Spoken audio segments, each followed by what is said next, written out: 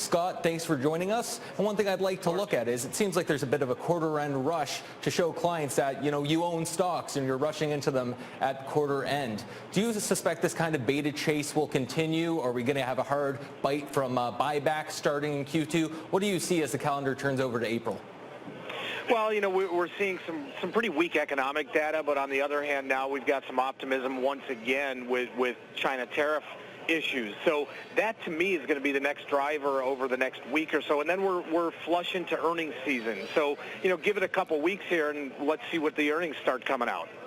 Well, Scott, let's get to your trade, and I believe it's a bet that rates will rise, and you're using a certain ETF, options on an ETF, to express that. Can you also comment on, what level of longer yield treasuries we really need to see for this trade to be in the money? Sure. So the ETF I'm using is the TLT, which is a 20-year ETF. Everyone really follows, the 10-year, which is 235 or so. I'm looking for rates to rise. So the commensurate in the 10-year would be up to about the 250 level or so. But what I'm doing is buying a put spread because, this works inversely. So if rates rise, the TLT, the value is going to come down. So I'm going out to May. I'm buying a TLT May 124, 122 put spread. I can do that for about 45 cents. That's great reward to risk. And you know what? I see rates at a minimum flattening out here, and we'll see what happens going forward with China and with the earnings reports, like I said, just moments ago.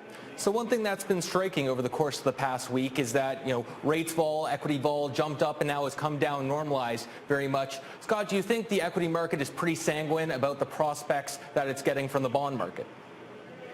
Yes, I think it's taken it in stride, and the shock, the emotion, the hit, I think the overall market has absorbed that really well. And like I said, I think all focus is going to be on China and then earnings.